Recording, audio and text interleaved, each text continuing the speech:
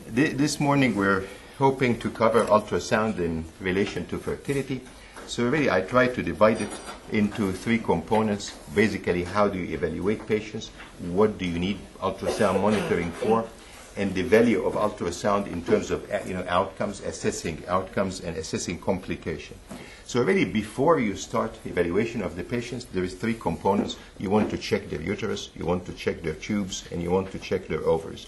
For the uterus part, ultrasound is ideal because you have a 2D ultrasound and then a 3D ultrasound. And then if you put water or saline inside the uterus, you also could have a 2D sono or a 3D sono. Then when you come to the ovary, variety of pathologies as I show you, and then of course the tube, they could be closed either at their beginning, which is called proximal block, or at the end, which is called distal block. Very rarely you also have closure at the beginning or the end, which would be, like both ends of the tubes are blocked, typically with an infection more than with anything else. So if you look before the evaluation, before the patient start any kind of treatment, one of the important things that you rule out is uterine anomalies. And we covered uterine anomalies in a different grand round, and certainly they are very, very common. So this is one of the classic presentations that we get with fertility, whether the patients would have a septum or an arcuate uterus, and then sometimes other pathology like fibroids or polyps or scars. So the two Mullerian systems, as you know, join, and then when they join in the middle, the wall in between of them fall away, and when it falls away, the cavity becomes one cavity inside the uterus. So this is Mullerian, two ducts are unified together and make one cavity. But look at the X-ray, which is the basic clinical evaluation. X-rays are the first step. They are of very limited value. Like a century ago, X-rays was the only thing that are done. Today, really, ultrasound has almost completely replaced the X-rays. However, they have their values in different situations. But if you look at this patient, she has those two horns of the uterus. You cannot really tell if this is a bicornuate uterus or this is a septum inside the uterus. From the X-ray, you cannot tell.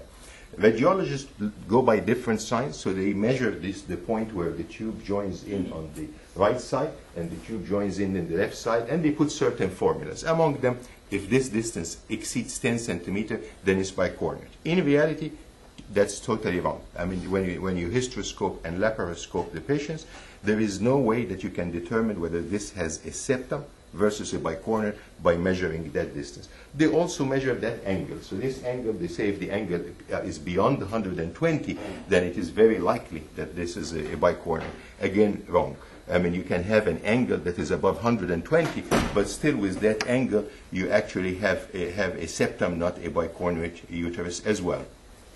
So those two X-rays that I'll show you this morning suggest to you that hysterosalpingogram is a useful test to start with, but by no means a complete test. And at some point I'll show you like a cartoon showing the different evaluations of the same patients with the discrepancies between one imaging and the other. So this is as far as X-ray.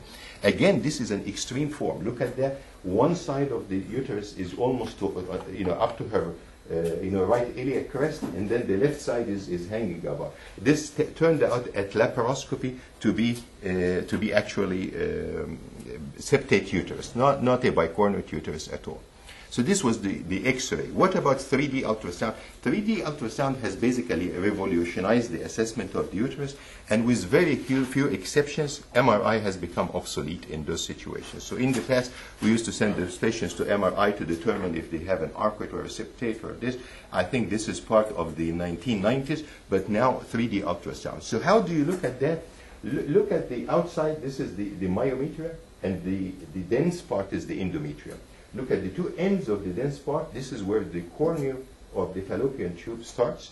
So if you want to join those by a line, and then take the midpoint of that line and drop a vertical line here, that distance is what determines whether this patient has an arcuate uterus with a measurement of less than 10 millimeter or a septate uterus with a measurement of more than 10 millimeter. Among infertility specialists, there is a uniform agreement that septums should be removed. But there is no uniform agreement that an arcuate uterus should be treated. And many believe that it is very, very controversial. There isn't a single like prospective randomized trial to determine whether an arcuate uterus resection results in a better outcome or not. But we've had a series of patients who had abnormalities in the fundus and failed to conceive by conventional treatments and assisted reproduction. And then when these were corrected hysteroscopically, the same patient conceived using the same intervention. So again, this is the classic example. The cornea is here, the cornea is there. You join your line, you drop the midpoint down here. Not even that, the line really is cathedral looking, is convex upwards. It is not really a flat line in reality. It depends, however, how much distension fluid you put. So if this patient you're doing X-ray and push more fluid, it will flatten up. Similarly with hysteroscopy, if you do hysteroscopy and use, for example, office hysteroscope, the amount of fluid that you inject is moderate or low, so it will appear more denting down. When you take to the OR, it goes up. Also, when you cut, you want to cut a little bit above that. In one of our series where I did a second look on many of those patients that I have resected their septum, in about 15% of them, I have undercut this section. In other words, when I looked back, it wasn't good enough. I should have done more. The problem is that if you keep coming more, you will come to a point where you will make a perforation at the fundus. If you make a perforation at the beginning of the case, it ruins the case because the fluid will leak and you cannot continue your hysteroscopy. But if you make a perforation at the end, it is really of no sequelae whatsoever. Again, this is a 3D, but this one is definitely an arcuate. So if you join the line there, take the midline, drop it here. This is less than 1 centimeter. So again, this is an arcuate uterus. This is a small septum showing you the typical, like rabbit horns appearance of a septum. And again, you determine that by looking at the top. And if the top is a straight line, is not a heart shape, it's really the outside that determines that, then you're fine. Even if it is minimally dented, as I will show you in a second. So this is also a septum. The septum dips down. There is the two sides inside there. And this is a small septum. But look at the top. The top is whether it determines whether this is a septum or this is a bicornuate uterus, not the inside here, because the inside will have the same. So again, if you're doing a C-section, for example, and most of those will have a breech presentation at the time of delivery, and at the time of the C-section, you're able to exteriorize the uterus after delivery of the baby and look at the fundus. If that, sometimes you see that one side is going like 10 centimeter, 8 centimeter, of course, at the time of delivery, it is much bigger. Those are more more likely to be bicornuate. But even then, you cannot sell. You have to wait a few months and then reevaluate later. Again, this is a 3D of a small septum. In our opinion, this small septum should be resected hysteroscopically. There are many ways in how to technically do it, and all of them are successful. One is to just use a simple hysteroscopic scissors and cut. Second is to use the resectoscope, the stores. And then the third is to remove the tissue as well. The three are equally successful. Certainly, the resection using the scissors is good, and the resection using the stores is good. We have just actually compiled a series of 68 cases of resection of uterine septum, where we actually have divided them with the scissors, and then 5 of them we have also removed the tissue of the septum. Because although the surgery is called resection of the septum, resection implies that you have taken it out. Really, with the scissors, you do not take anything out. You're just simply putting water, putting the septum on a stretch, and then cutting in between those. Again, this is another septum dipping in the middle of the uterus, a third one here. But if you look at the top here, there is a small dent. So this is more bicornuate. Still, despite that it is more bicornuate, it could be tackled hysteroscopically because you can stop here. But then you have a very small margin of error. If you go beyond, you will definitely perforate the fundus, more likely in this case. Again, here to show you where to put the crosses. So the crosses, you would like to think that they are at the midpoint of the line that joins the two cornea, but it's really above that. So keep that in mind, that that's above it. And that makes a very big difference in the reporting itself on the ultrasound. So done with the 3D ultrasound, we move to the sonohysterogram, which is basically putting water or saline inside the uterus within the cavity. And this is a patient that had a septum. As soon as you fill, there is 2 cavities, one on each side of the septum here. Sonohistogram is one of the most valuable techniques in terms of evaluation. This is just putting a catheter. You can use one of many catheters that are used. The catheter always has a balloon, which typically takes 1 cc of water or saline. And this is a perfect lining. You see the lining is a thin line. Similar to ultrasound, you see the lining shining as a white line as well there. If that lining collapses, you see a white and then black and then white line as well in the midline. This patient looked like she has a bad uterine mass here, so the mass extends from here. All this was menstrual blood. We waited 2 days later, and she had a repeat sonohistogram, which was perfectly normal as well. If you want to check a lesion in the lower segment, then you have to deflate the balloon and pull it down. There are 3 views on the 3D ultrasound. So there is a coronal view, and with the coronal view, you're cutting like that. There is a horizontal view, and you're cutting like that. And then there is a sagittal view, you're cutting like that. When you put the 3 views together, you can determine whether the pathology you have is at the front, anterior, at the back, posterior, right or left. And this is very helpful if you're going to operate on them. If you're just going to report that these are fibroid uterus, then it doesn't matter. And this is a big difference as well between like radiology and gynecology. So for example, this is a coronal view. So coronal view is literally like that. You're slicing, all the way from top to bottom here. So this is fundus, this is cervix, this is just the balloon. And you can see here that this patient has a fibroid here and has a polyp there. So this is the fibroid, this is the polyp. If this is her right, and this is her left, then she has a right uterine wall fibroid and a left uterine wall fibroid. This is the only information you can derive from the coronal view. Look at the sagittal view. So sagittal view, the fundus now is on this side, and the cervix is on that side, and this is your balloon that fills with saline or water. This is the anterior wall, the front towards the abdominal wall. This is the posterior wall, and she has what? She has a submucosal fibroid. So submucosal fibroid is classified into 3 degrees as far as inside. There is a type 0, basically a polyp hanging inside the uterus, which you can twist, you can do many things. There is a type 1, which is like this lady. That fibroid goes a bit into the wall. So when you resect it, you have to remove part of that wall. Type 2 is that when this part that is in the wall is going almost beyond half the thickness of the wall. The thickness of the wall varies tremendously. So you get a postmenopausal woman, that wall is almost as 1 centimeter thick. In a young woman, that could be more, maybe 2 or 2.5, but the fibroid will eat part of that wall. And part of the treatment is take the fibroid with it down. At least you need to make it flat so that there is no ridges there. And many times we remove lesions, and then I look again and found there is a ridge, so I go back and smoothen that edge. Because if you don't, it is a problem in terms of putting like catheters inside the uterus for transfers and all that stuff. Again, this is a horizontal. So horizontal means what? Cutting like that. So if the uterus is sitting like a pear here, and you chop it, so this is the uterus, this is the saline, and the fibroid is taking most of the wall. And here again to show you that the fibroid is extending into the wall. So it is forewarning that if the fibroid is extending into the wall, then you need to resect part of the wall. This is a retroverted uterus, which is very easy to do on, the best way is just to do it by manual exam. But it changes the configuration totally. If you look at this patient, all those polyps look like they are posterior wall. In reality, they are anterior wall because the uterus is flipped backwards. So this is the sacrum of the patient, and the cervix is here. The fundus should be on this side. The fundus in this situation, is tilted backwards as well.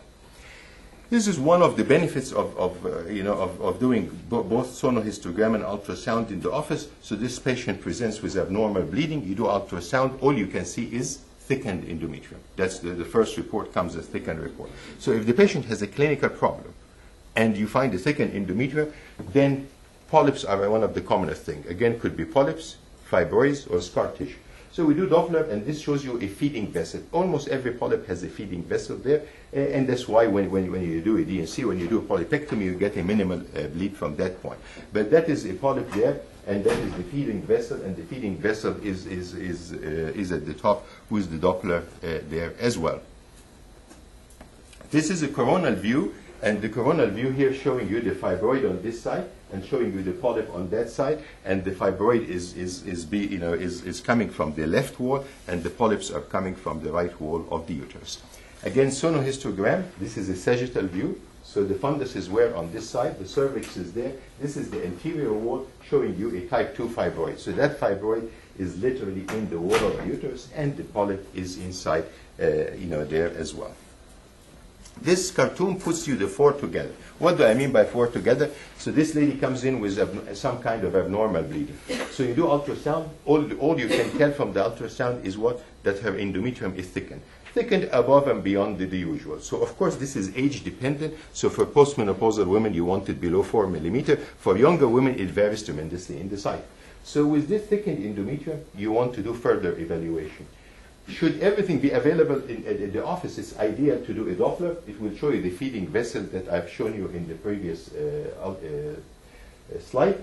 And then if you do sono, the polyp is big enough that it left only a slim of fluid there, but the majority of the cavity. This is the same patient having an office hysteroscopy, showing you the polyp there and another small polyp there. You can even see those vessels. So really you can complete the full evaluation of the patients and the treatment depending on what you can do in the office as well. This unfortunate lady had breast cancer, and had endometrial cancer, and it looked like she has a cystic area and fluid and so on. This was not fluid, was not cystic area, was part of the degenerated part of her endometrial carcinoma. This lady had breast cancer and has been on tamoxifen. And tamoxifen is a bit of a problem because it's tricky. If the tamoxifen just causes endometrial hyperplasia, then you would pick it up with routine evaluations with hysteroscopy. The problem, there was a large breast cancer prevention trial almost 15 years ago in the US, in which there were over 10,000 patients that were given tamoxifen. And in those 10,000 plus patients in the US, 4 patients developed abnormal bleeding. When they evaluated them using hysteroscopy, the lining was perfect. So they took their hysteroscope, were very happy. The patient, a few months later, presented again the similar problems, so they looked again, and it was normal. And then eventually both of them got tired, so they said, okay, let's do a hysterectomy. So they do a hysterectomy, and the pathology reveals a uterine sarcoma. So one of the problems with tamoxifen, it is sub-endometrium. This is not in the endometrium. So when you put the hysteroscope in the office and you tell her, congratulations, everything looks good, it's 90% of the time okay, but in 10% of the time, the lesion is under the endometrium and will not be picked up by anything. I mean, until you get the pathology report saying there is a focus of sarcoma, and I'll come back to that in a minute. So I've covered with you here what fibroids and polyps using 2D sono. The third issue that you can find inside the uterus is scar tissue. So this lady was classic that she had an early pregnancy, miscarriage, DNC, still bled, another DNC, comes back with amenorrhea. So what's your best guess? It's an Sherman Syndrome. So Sherman Syndrome means that the uterus walls are stuck. Simply, the uterine cavity is a very small cavity. If you think of it in terms of implantation, you have a uterus that is typically 3 inches. An inch of it is a cervix, leaves you with 4 or 5 centimeters at the top. 60% of your implantations happens at the front wall, and about 40% happen in the back wall of the. So all you have is about 4 centimeters. If part of that is stuck together, then you have lost all your revenue. You will have lost all what you have to implant. So look at this young lady. This is her regular ultrasound. This is the endometrial line on a horizontal section. It's a bit interrupted. You can't really read much into that. It's just a bit abnormal. You put saline here, and then that scar tissue distends from the front to the back, and you get a pocket on the right hand. So this is a classic appearance of an Sherman syndrome following a DNC. And the treatment for that is hysteroscopic resection. You go in, you distend, and you cut. We used to cut with scissors. It doesn't do a good job because it's not straight. It's different from a septum where you go with your scissors and just cut. And I'll show you at one time plenty of those videos, just we now are recording all of them, cutting. Whereas here, you need more than that. So you have really 2 options. You either resect it using a resectoscope, but the problem with that, it is a monopolar, so you would have to use glycine, which makes visibility worse. Or you can remove the tissue as well. These are your 2 options for the Sherman syndrome. Again, this is another case of Sherman. This is the sagittal view. Your catheter is down here. You inject the fluid. This is the front wall. This is the back wall. And you can see scar going from the anterior to the posterior wall of the uterus. So this is Sherman syndrome. Again, another case of Sherman syndrome. It looks interrupted here, but you can't guess. I mean, you can suspect, but you can't tell. You put some saline here, and there is a pocket here, a pocket there, and these two parts close. And again, you go hysteroscopically and either remove the tissue or cut the tissue. But when you cut it, it will have to be a resection. It cannot be done with hysteroscopic scissors. The hysteroscopic scissors is excellent, but it's a straight instrument, and it's a very delicate instrument. This patient has double pathology, so of course this line is computer generated to show you that the fundus was a straight line. When you look here, what does she have? She has a uterine septum. So this is a sono, this is the balloon of your catheter, small polyp that is within normal, and then you look at one side, she also has a polyp. Where the patient actually did last Tuesday, she was referred from across the bay. She had 2 pregnancies on her own. She doesn't have any infertility. The first pregnancy she had, she miscarried spontaneously at 8 weeks. The second pregnancy, she had a missed AB, so they went in and did the DNC. The pathology came back showing no retained products of conception. They scanned her, they found the sac was still there. So a week later, they bring her back to a second DNC, and the pathology comes back, no retained products of conception, and then they do an ultrasound, and she still has the gestational sac inside. So they took her for a third time to the OR, each a week apart, and they got the ultrasound in the OR room. They found the sac, they pointed their suction towards the sac, and they got it out. They sent the patient. We did her last week, and I have a beautiful video. If your time allows today, I would love to show it to you. She has a big septum, not a septum like that. She has a big septum like that. It is not so deep, but it is so wide. So it left her with a small pocket here in which implantation. And remember, that septum is fibrous tissue, fibromuscular tissue. So if you even implant on it, which is unlikely, you will miscarry 100% because there is no blood coming there. So there is no trophoblastic invasion. There is no mechanism for implantation. So she had really a part of that cavity going here and that part of that going there, and the sac was totally. We cut that. We cut it with the scissors, and then we removed the tissue as well. And I have a beautiful video again, if your time allows, showing you the beginning of the case. You go inside the cavity, you can't figure out where you are, and then at the end you have a beautiful pear-shaped pink cavity altogether. Classic patient, again, no infertility, but she have a recurrent pregnancy loss. God willing, next month we'll try and cover recurrent pregnancy loss in a nice way. But here again, you have the 3D views. So you have your coronal view, which is a favorable view, showing you that the lesion is on the left side. You have a sagittal view, and then you have a horizontal view. So basically, the 3 views together, the horizontal here, showing you that the lesion is coming from the back, and then the sagittal showing you that it's posterior wall. So here you can tell that this patient has a left posterior wall pathology. So again, when you go in, you don't miss it. And if you look at every report in which pathologies were picked out blind means like a DNC, like polypectomy, which we have all done for many years, 70 to 90% of the pathologies were missed. Not 70 to 90 were removed. 70 to 90% were missed. Means that the maximum detection rate that you can get, whether you're looking for cancer or looking for polyps or anything, is a maximum of 30%, and typically is around the 10% margin. So really, all of those you have to look. The problem is that 90% of gynecologists in the US would look with the hysteroscope, would take the hysteroscope out, thank the OR nurses, and then do a polypectomy as well. So really, you haven't added much. You just added to your mental impression or information, but then it's a blind. And then they end up looking at it. So you really want to remove undervision if you can.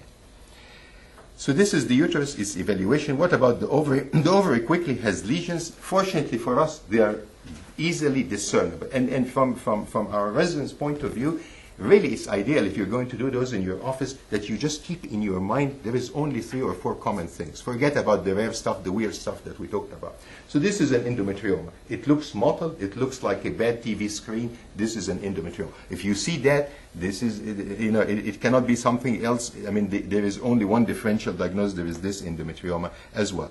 3D of endometriomas are nice. You can take a swipe and then cut it in many ways. Here, what I'm trying to show you is that the endometrioma ate up most of her ovary, left her with 3 follicles. So when you have 3 follicles, you have to counsel the patient on 2 things. Number one, that if you remove those endometriomas, her ovarian reserve, or what we call like ability to respond to fertility drugs, will be low. Not because of anything you have done, but because simply this endometrioma over the years ate up the majority. So left her with 1, 2, 3 follicles, maybe 4. So is a woman who are in her prime age has 3 follicles will not respond. That is just a matter of fact. You do not create what is not there. The second thing when you remove it also is that it's controversial what measurement is worth removing before IVF. So if it is less than 3 centimeters, like 1 to 2 centimeters, it is definitely not worth removing. Because if you remove it, there is no difference in the outcome. If you have a big endometrioma, you have to remove it because it could leak and hurt, it could get infected, and so on. But if you have a 1 centimeter endometrioma, it's a bad luck. This is an inverted mode on the GE software that shows you the endometrioma is black now, rather than the endometrioma was white in the previous one, and shows you each follicle like that. So this woman is very fortunate. Why fortunate? Because she has 16, 18 antral follicles. So what's an antral follicle? It's a follicle that has grown over 2 months before you started. So you bring her on day 2, day 3, and all that, to day 2 of menstrual cycle, and then you scan her, you found those areas. Those areas indeed have developed over 8 weeks. They didn't start on day 2. They have been there for 8 weeks. They reach the point where you can just see them with ultrasound. Typically, that is between 4 and 6 or 4 and 8 millimeters in diameter. So this is an antral follicle, a woman who's been fortunate enough to have a high antral follicle. So even if you remove her endometrioma, she will respond nicely. She will do well. Again, this is another endometrioma. A bit of detail that this area of the endometrioma looks different density, so they call it dishomogeneous. It really doesn't make a difference. I want your eye just to get used to the idea that this is what an endometrioma typically looks like. Look at this one. Does this look endometrioma? No, it is different. I really can't describe it, cannot explain it to you what is different. It has those speckled appearance. This is a classic dermoid. As a matter of fact, our sonographers here, and I give them really tremendous credit for that, have not missed one dermoid literally in the past 5 years. Like every time they put dermoid, that was a dermoid, we do it, and you cut. The tricky part with the dermoid is sometimes it's easy like that, it is under the surface, so you make one cut, it is sitting there. But many times it's just 1 centimeter deep in the ovary. So you cut in the ovary, you find nothing, you are checking your conscience. Should I keep cutting? Because if you cut more, you know there is thermal energy, so you damage those eggs sitting there, or stop. If you stop, most likely you will miss the dermoid. So you have to be relatively confident before going in that there is one to fish for before. So for example, if you happen to cut from this end, you've almost cut through 2 centimeters of ovary before you reach the dermoid, and then the rest of the classic appearance of the dermoid is the hair and the sebaceous material, and sometimes many of the other stuff that you read about, like having teeth or thyroid or GI, which are all pretty common. Those patients, we always use the bag with them, so you take the dermoid, you put it in a bag and bring it out with the bag. If you don't, it will mess up the area in between, and potentially could cause a different kind of subfertility problem. But this is, again, you have to train your eye that this is what a dermoid looks like. Because I'll show you 4 or 5, everything in gynecology spectrum with very few exceptions with luck. This area has this erect, it's not cancer, it does look like pseudopapillae. This is not, this is just a hemorrhagic cyst. Hemorrhagic cyst means the collapsed area where the egg was 2 weeks ago. That's simply what it means. And the treatment is nothing for that. Again, this is what in the past, in the 80s and so on, used to be described as luteinized and ruptured follicle. Luteinized and ruptured means that there was a follicle, it didn't pop the egg, but the progesterone went up. So you check her progesterone, it's normal. You see our ultrasound, the area didn't disappear. So they said 5% of the women simply have a problem in releasing the egg, in popping the egg out. So it's called LUF or Luff syndrome, really of very small significance. Again, a hemorrhagic cyst, when it bleeds inside, and the bleeding happens because of excessive prostaglandin at one point, so it bursts, then you have a little bit of blood inside, and the clot settles, so you have an interface between the liquid blood and the clot. So this is a hemorrhagic cyst. So I've shown you the endometrioma, the dermoid, the hemorrhagic cyst, and then look at that. This patient here, you will look at it, you want to say, well, this is an endometrial cyst, or this is some other pathology. This is an adenomyosis. So adenomyosis is what? Is an extension of the endometrial glands into the muscle wall of uterus.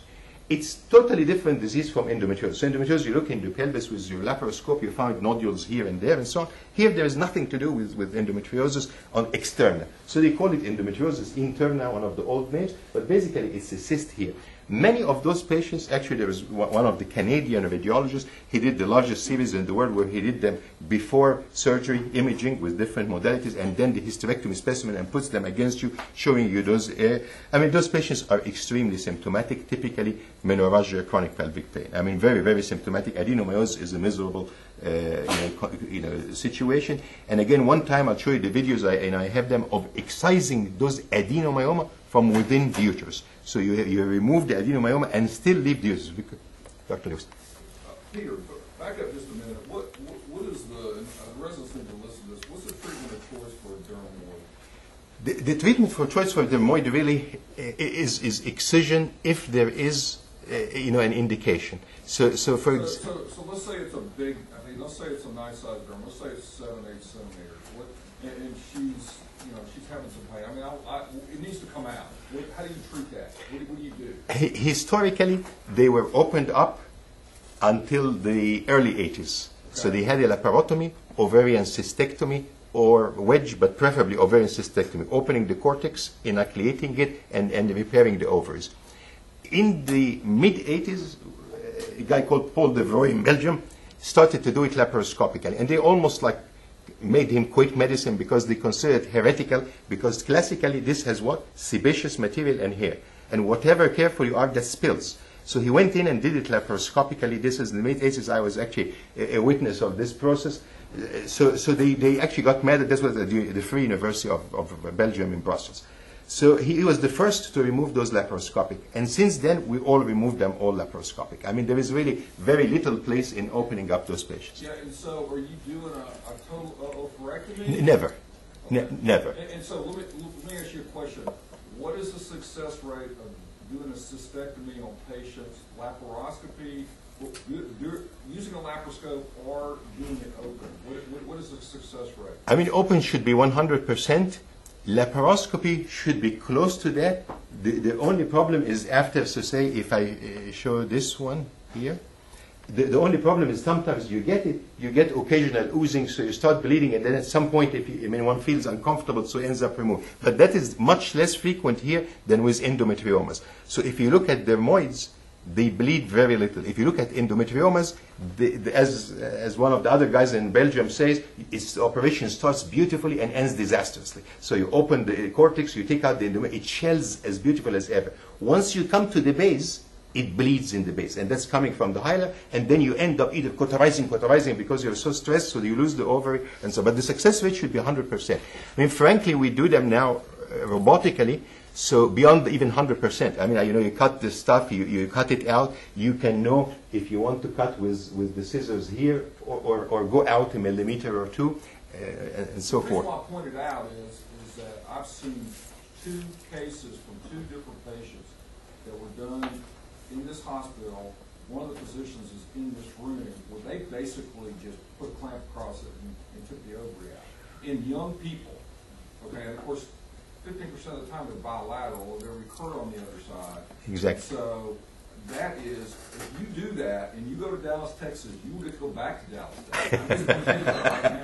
Everybody needs to listen to that. If there are attendings that are doing this, but I'm telling you, that is below the standard of care. Would you agree with that? 100%. Beyond 100%. I not only share that view, but certainly the dermoid, because they look ugly and big. So the first thing they say, do you have an ovarian mass, which is classically has frankly been done by general surgeon, not gynecologist. I mean, they look at the ovary, it looks weird. So the first thing they do is gets 2 Kellys and ties a big knot there. But it's more common, frankly, in town on endometriomas. So most of the endometriomas are bilateral, exactly. You have a huge endometrioma on one side, 2 clamps, it's out in 5 minutes. The other one has a moderate size, a wedge resection, and then the patient is unfortunate to also have a cervical dysplasia, so he does a leap. So a patient is sent with 1 ovary removed, 3/4 of the other removed, and the stenotic cervix. The chances of IVF success in there, 5%. On a good day, 10%.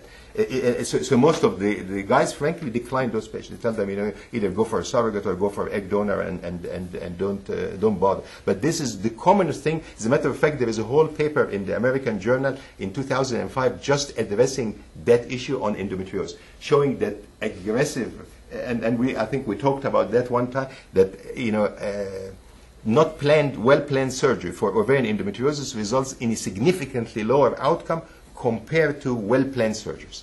I mean, you get somebody that just remove, and if you're not sure, remove less. There is another time to come back, or there is a loophole. For the dermoids, definitely removing the ovary is unacceptable. In a young woman, I mean, if the woman is older, fair enough. I mean, if the woman is but older dermoids are very worrisome. I mean, if you find a dermoid in older woman, that's another story, I mean, even in terms of evaluation. Well, say, and we've seen a couple of people that incidentally during pregnancy we find what looks to be dermoids, asymptomatic, 2 to 3 centimeters. Right.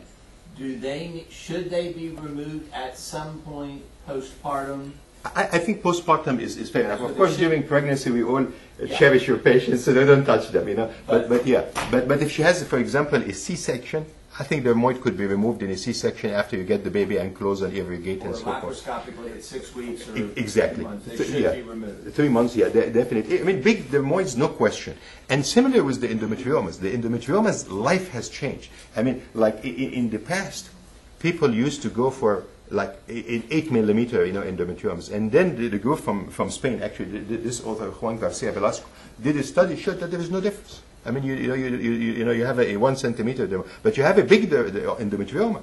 First, you can't have access to the follicle. Second, if you go through it, it literally messes up the lumen of the needle. So whatever you do, you basically mess up the next 5, 6 eggs. They look normal at the time, but later on they are abnormal. I mean, at the moment they look normal.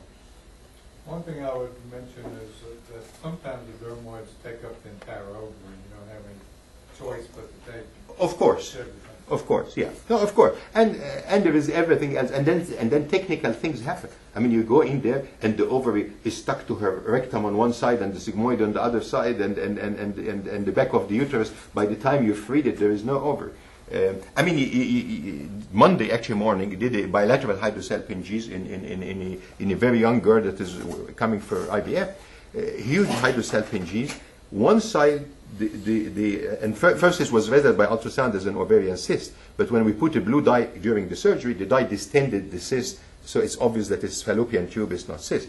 But the tube coils, always remember, hydrosalpinx coils. The hydrosalpinx is never a sausage, it's straight sausage. It goes, once it coils like that, it takes the ovaries in one of those loops. It embraces that ovary. So whatever careful you are, the part of that ovary will come out, because unless your eye is 3D, and I'm doing it robotically. So I start, with the portion of the tube close to the uterus and just burn that and cut it and pose. And then lift it up and cut the mesosalpinx and pose, and then try to remove it in a series of sequential PK bites. At some point, the ovary will be entangled. I mean, there is never a tube ovarian complex that at the end time of surgery, the ovaries come to you nice and clean and the hydrosalpinx is there. That's at the beginning. That's just somebody who had a mild chlamydia. But most people have chlamydia, gonorrhea, and a few anaerobic bacteria. Once you have the three together, you have a higher chance of that. This is a simple cyst, so the treatment is nothing. Even if you find a simple cyst in an asymptomatic woman, the treatment is nothing. And why is nothing? Because really those women will have a cyst 2 or 3 times a year. So if every simple cyst that you find, you remove, then we'll be going for surgery 3 or 4 times a year. This is a hemorrhagic corpus luteum. It looks the most worrisome ultrasound. It looks like cancer. Has nothing to do with cancer. Just blood here. Again, endometrioma, and this is from Harvard Medical School. Let me show you some during IVF. So during IVF, and I know IVF might not be our common interest, but here is the uterus. The ovary here is behind the uterus. The ovary there is nice accessible. This is the vaginal wall. So you have access here within like 1 centimeter, but this is behind you. So you have to lift the uterus. Very uncomfortable situation. And one time it is not just positioned behind; it's stuck. So you lift the uterus, it moves with the uterus. You pull back, it comes back, and you lift, and so on. So you have to persuade it, is the word. So here is the ovarian endometrioma and follicles. You leave it till the end, because if you do it at the beginning, you have damaged all your follicles as well. Again, 3 follicles there, 1 follicle and 2 more. 5, 6 follicles there, nice response. So this is the moderate response, what they call now gentle stimulation with IVF rather than aggressive stimulation. Again, multiple follicles here, but the ovary is positioned behind the uterus. So this is a classic polycystic ovaries. Her ovaries are dangling down. Abdominal transducer. Our new generation probably have not, but you see it in the amniocentesis, I'm sure. But we did that in the 80s. I mean, it was technically, extremely shall I say, delicate. I mean, you have a transducer with one hand, typically your left hand, and with your right hand you go through the needle, you numb the anterior abdominal wall, you go through the anterior abdominal wall, anterior bladder wall, posterior bladder wall, then the ovary. And you ask the patient to keep still, and you're getting an egg by an egg. I mean, we did that for 2 years. So when transvaginal ultrasound was discovered, we went on our knees to thank the Lord that this happened. Yeah, transvaginal ultrasound has revolutionized medicine, as you all would agree. This is a classic appearance of the needle procedure. The needle procedure, we do that with in vitro fertilization as part of the routine. This is the way it looks after that, so this is not abnormal. It looks hemorrhagic corporality. So this is the classic appearance of the... So what is that? That is fluid and blood. Collecting, the space that was in the follicle will not disappear. I mean, it will not vanish. So this is the classic appearance 2 hours after the procedure and for the next 2 days. If you also look after the procedure, there is a small amount of fluid there. That amount of fluid is normal because the follicles had fluid, and you cannot puncture it and every drop will come out. Of course, excessive fluid implies either bleeding or hyperstimulation syndrome, as I will show you in a minute. So I mentioned to you the hydrosalpinx, and this is for our residents and for is a very important thing. There is never a hydrosalpinx that's a rod like that. There is never one hydrosalpinx that is one, the end of the tube is closed here and this is a sausage. It coils around itself 2-3 times. So once it coils like that, you do the ultrasound, it has this C appearance. The C is not complete, so you don't have a full circle like a cyst. So it is tricky when they read it to you as a cyst and you go in as a hydrosalpinx. Why is it tricky? Because you need to counsel the patient before to tell her that if I find the hydrosalpinx, I need to remove your tubes. Very litigious in the real world, because if you remove the tubes on somebody who's 30 years old and then she has to go to in vitro fertilization, then she incurred an extra $10,000 cost because of you removing the tube. But if you left them, she also had no chance of pregnancy. On top of that, she has a 100% chance that every month she will have pain in those tubes, recurrent infections, as you're all very familiar with, known as chronic PID.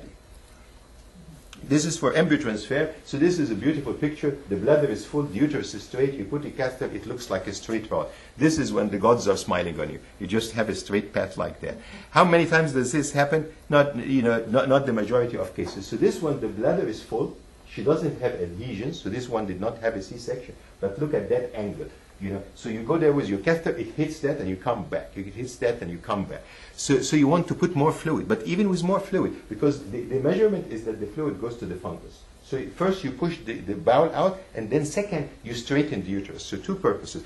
It has to be moderate distension. Excessive distension has no value. Little distension is not good enough. So what do I mean by little distension? When the bladder fills, this is the bladder fills till here and it keeps going out. And then this is another angle here. So with this angle, and again, beautiful pelvis, she doesn't have any adhesions, but look at that angle. So you put your catheter. So typically you want to put the whole catheter in, take the inside out, and then feed the other catheter through. And then this one probably had a previous C-section, so her uterus is stuck to her anterior abdominal. When she coughs, the uterus moves up and down. So that angle is there. Again, you have to put it in. Unfortunately, it is helped by traction, but we don't like traction because it releases prostaglandins and ends in a much higher expulsion rate of the embryos, even if you don't have any bleeding or anything like that. Look at this one, seemingly a straight shot. But when we put the catheter and take the picture, look at these curves. So having the curves inside is not good. If I detected it before and was lucky enough, then the treatment of that is hysteroscopic resection. You smoothen that part. You give her like cytotec before surgery, enough to do that, and then you go and eat that posterior wall, just enough. And all we're talking about here is a couple of 2-3 millimeters down, or 2-3 millimeters above. Again, similar curve, and it looks normal. So the uterus looks a straight shot, After IVF, really, this is where all your great help. So this is a monozygotic twin. One egg split into two. Very bad obstetric outcome, as you all are aware. Quadruple pregnancies, not my patient. Excessive stimulation here. So this is a PCO. Once you see that, you start saying your prayers, because it means that she was going to have not just too many eggs, but also excessive response leading to hyperstimulation syndrome. A recent paper published actually this month, in April or last month now, in April 2014, in the Infertility and Sterility, is a paper by a group from Duke University, whom actually I was part of the symposium and presentation 2 years ago at the ASRM. They looked at if you increase the number of eggs, what is the increase in pregnancy rate? And if you increase the number of eggs, what is the increase in ovarian hyperstimulation syndrome?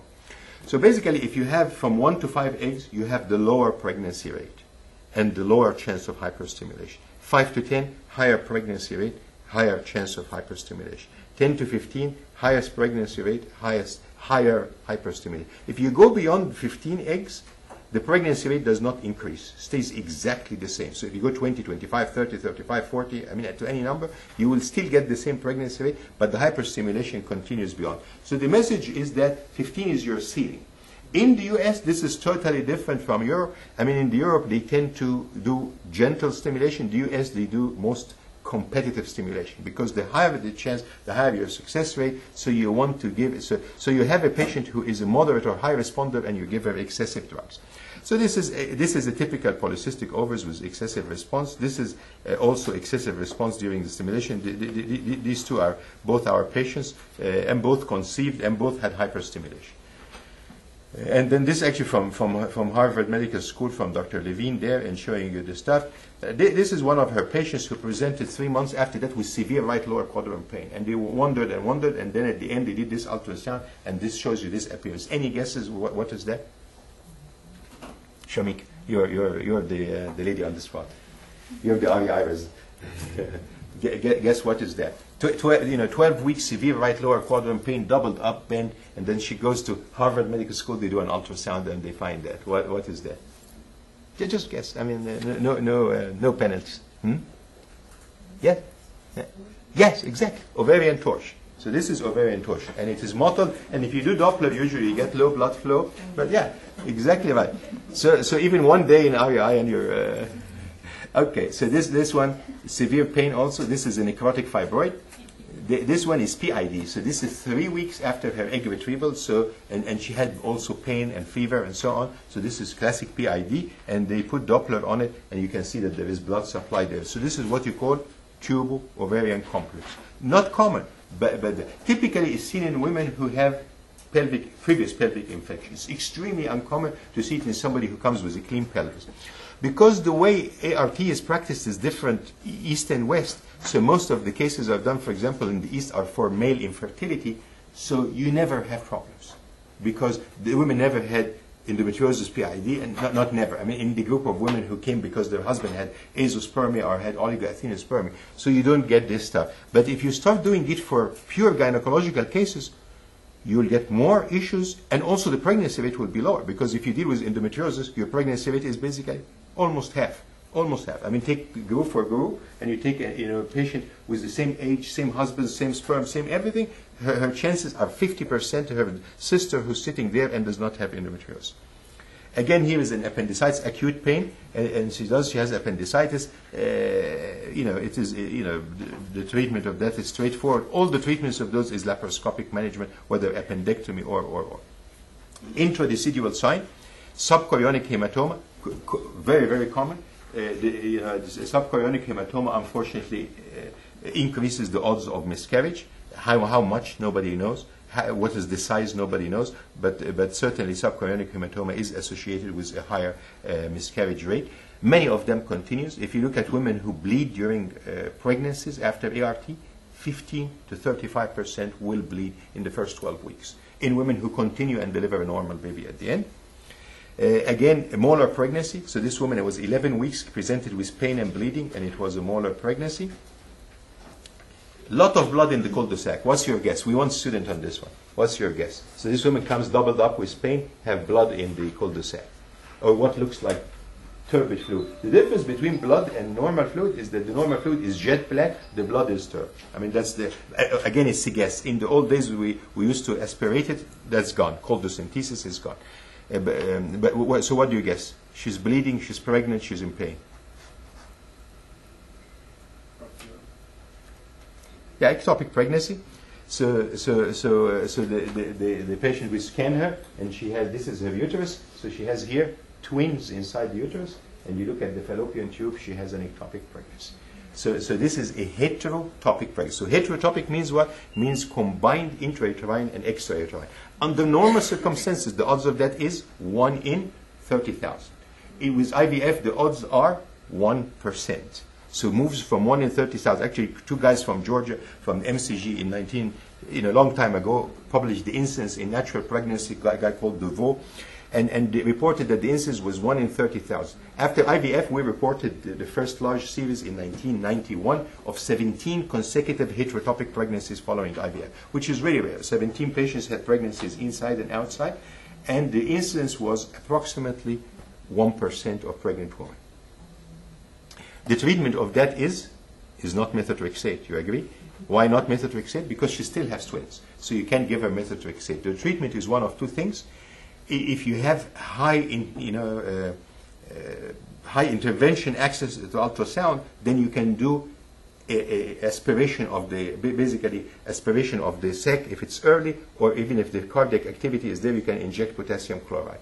If you don't, then just do laparoscopy, clip it medial, burn it medial, so you would come here, just burn this part and stop, and then see if that decreases the bleeding, and then after that just take the mesosalpinx under it and so on.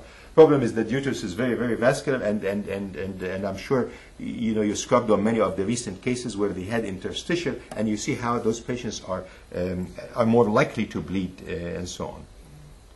So this patient also had an ectopic. We looked at her, and she had this area. So this was not the ectopic. This was a corpus hemorrhagicum. This was just her egg, and then the ectopic was here. Was that area here? So an ectopic pregnancy could be concealed as well. And again, ectopic pregnancy here, seen very nicely. The ectopic is where the crosses are. So this is the ovary, and this is the egg. So this is a corpus hemorrhagicum. Corpus hemorrhagicum is a normal finding after that. But here is the ectopic, and there is the sac there. Again, ectopic was the sac. And then finally, one of the complications is ovarian hyperstimulation syndrome. So in those two patients here, this patient actually is from Jerusalem, from Israel, from Dr. Schenker, one of the pioneers of ovarian hyperstimulation syndrome. This picture is one of the oldest pictures. It was published in a book in '95, but he really had that case from 40 years ago. The ovary, which you normally see, is like a lemon size, and then all the women is an almond size. So look at the size of those ovaries. These ovaries are 40 by 30 by 30 centimeters. So basically the ovary starts down there and fills up to her spleen and liver there. Also, these are corporal luteum. So you see the capsule is splitting on its own, is cracking and open. Unfortunately, it doesn't hold sutures. So it bleeds, you put your suture, after you put the nicest knot, it comes into your hand. And then another one comes into your hand, and so on. And this is from Cairo, Egypt, actually, the Professor Sarour, showing you again, putting the scalpel here to show you that the scalpel disappears in size in comparison to her ovary. So this was one of the patients referred to him at the Egyptian IVF ET Center with massive corporal luteum. Of course, most difficult to handle. The only option in those patients is not to touch, not to open. So when do you open? You open if she bleeds massively. If she bleeds slightly, you transfuse her. If she bleeds massively, you have to open. If she has a torsion that is excessive, so you're going to lose the ovary, so you have to do, if it is down still in the pelvis, if this is not up to here, then you do laparoscopy and detorsion. You do not remove the ovary. Or if you have an ectopic as well. So you're unlucky, you have hyperstimulation, you have ectopic. We had one of those actually in a physician, in a pathologist from Mississippi like 15 years ago. She had hyperstimulation. Her doctor was very happy over there that, here she is, IVF, pregnant, hyperstimulated, mildly. And then a week later, he can start to see the sac. And then a week later, she comes in doubled, and he goes and does an ectopic. So ovarian hyperstimulation syndrome happens in anywhere from 1% to 3% of those patients. Pretty serious situation. And in those patients, you need to manage them by maintaining good fluid balance, by giving them anticoagulant like heparin or Lovenox, and finally by aspirating the fluid, either using an abdominal catheter like a pigtail catheter or a transvaginal aspiration as well. And I thank you so much for your time this morning. I know I have overload, but I think I've still finished before time, so that's not bad. And any questions, if you have any questions for me.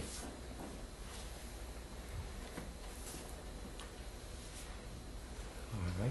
I thank you all very much and appreciate it.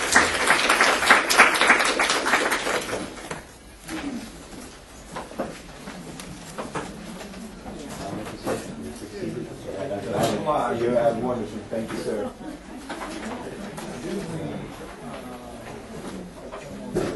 All right, you got it.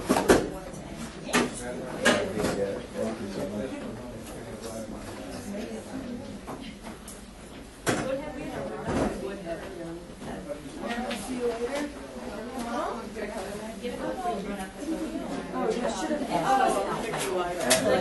I didn't know how long it would take. How do you know? This helps me when I schedule for you too. But what circumstances would you do a septum hysteroscopically only? And what circumstances are you going to do laparoscopic and hysteroscopic? If you suspect it by forming for any infant comprehension, but all conditions if we allow us to do. So we would just do it both? Okay. Because I know we've got one coming up that you only said hysteroscopic on. And I can't remember who that is. It may have been. There's one actually She's doing better, yes, is that your goal? It's got to be Danielle. Setting your phone. So I'm sorry, there's one more. There's one, I think, Dr. Lewis, and thank you so much. You're welcome. The Dr. Lewis Center for Recurrent Pregnancy Loss and Understanding. Amy. Amy Johnson, because she's been